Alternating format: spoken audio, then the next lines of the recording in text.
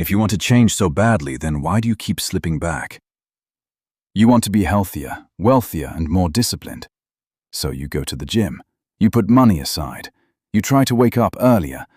You tell yourself, this time I'll stick with it. But time passes and nothing changes. That's because you've been relying on the wrong approach.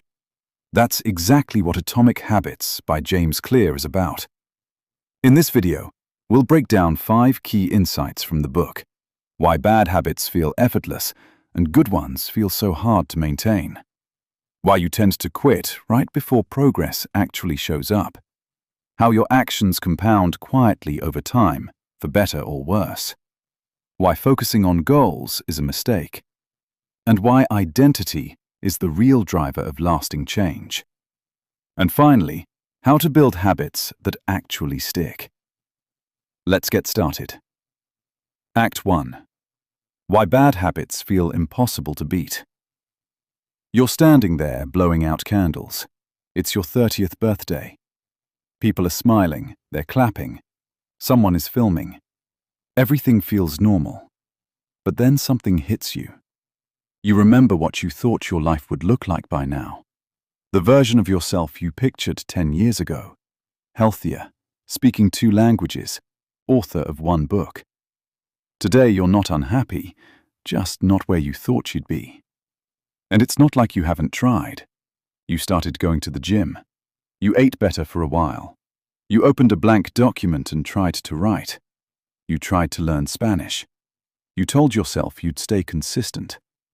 And at first you showed up. You did what you were supposed to do. But nothing seemed to happen. Your body didn't really change. The scale barely moved. The page stayed mostly blank. And Spanish still felt just as hard as day 1. So eventually you stopped. Not because you're lazy, undisciplined, or incapable, but because it felt pointless. And a quiet thought appears. If this was working, I would see something by now.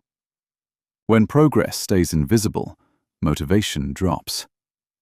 And this is where most people quit. Not at the beginning, but right before things start working. So you respond the only way you know. You set the same goal again, just with fresh motivation. And here's the misunderstanding underneath all of it. We expect effort and results to rise together. But habits don't work like that. Every habit produces outcomes across time, but those outcomes are misaligned. With bad habits, the reward comes now, and the cost comes later.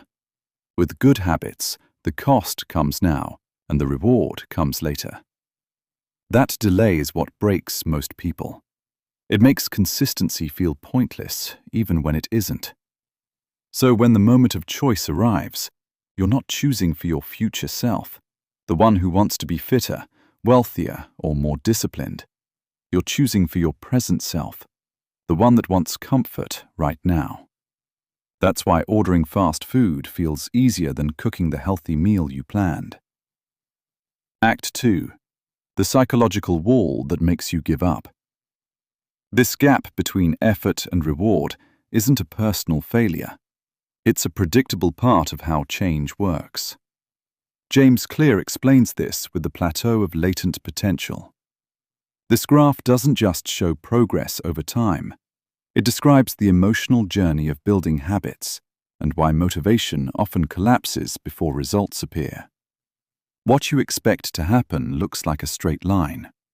You put in effort and results rise with it. But what actually happens feels very different. Progress appears flat for a long time, a plateau, a stretch where it looks like nothing is improving, even though your actions are accumulating quietly in the background. And inside that gap between expectation and reality is what Clear calls the valley of disappointment. This is the emotional challenge of change. You usually meet this valley after weeks of effort.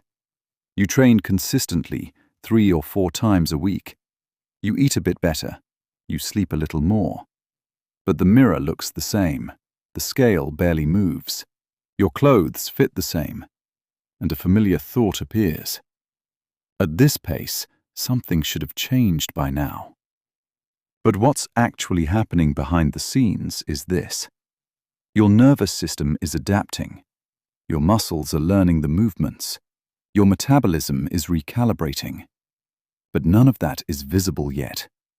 So in that moment, fast food and skipping workouts start to feel rational. They offer certainty now instead of a delayed and uncertain reward later. Here's another way to picture what's really happening. Imagine an ice cube in a room cooled to -15 degrees. You slowly raise the temperature, -14, -10, -5, -1. Nothing changes. The ice cube doesn't melt. It looks exactly the same. Then the room reaches 0, and suddenly the ice cube starts to melt. That final degree didn't cause the change by itself. It only revealed all the heat that had already been added. Though work was never wasted, it was stored. Habits work the same way. Most people quit on the plateau. It's like quitting at -1.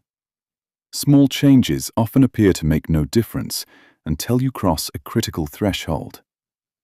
The most powerful outcomes of any compounding process are delayed. Breakthrough moments are usually just the point where many small actions finally reach a critical point. This is what makes the plateau of latent potential so difficult to endure. Act 3. When actions compound. Once you understand how progress really works, the question changes. It's no longer, am I seeing results yet? It becomes, am I moving in the right direction? James Clear makes an important distinction here. Goals describe a destination. Habits determine direction. You can aim north, but if your habits move you south, your real direction is south. And over time, direction always wins. So we don't only fail because progress is slow. We fail because we measure the wrong thing. We judge progress by outcomes, goals, instead of by direction, habits. Remember, what you see today is not the result of what you did today. It's the result of what you've been doing consistently in one direction. And you can see that direction playing out everywhere in your life. Your net worth reflects your financial habits. Your health reflects your eating and movement habits. Your knowledge reflects your learning habits. Your environment reflects your daily standards. That's why James Clear says you should be far more concerned with your current trajectory than with your current results. Two people can be in the same place today and be headed toward completely different futures. Or two others can be far apart today, but moving toward the same outcome. One small action doesn't look impressive. Neither does the next one or the one after that. But repeated daily, those actions don't just add up, they compound. As James Clear puts it, time magnifies the margin between success and failure. It will multiply whatever you feed it. He calls this the 1% rule. Getting slightly better each day doesn't feel impressive. Most days it doesn't even feel noticeable. But improving by just 1% every day for a year makes you nearly 37 times better. Do the opposite, and a 1% drop each day leads to steady decline. Small wins don't stay small. Small mistakes don't stay small either. What matters isn't how successful you feel right now. What matters is whether your habits are pointing you toward the future you want. Because once direction is right, time does the rest. Act 4. Why goals fail to create change. Once you understand that progress is about direction, one mistake becomes obvious. Most people try to create change through goals. I want to lose weight. I want to write a book. I want to build a business. Goals feel like clarity. They give you something to aim at. But goals create a fragile system. They only have two endings, success or failure. If you fail, you feel like you failed as a person. And if you succeed, the change often doesn't last. Once the goal is checked off, the pressure disappears. Motivation fades. Old routines return. So you end up right where you started.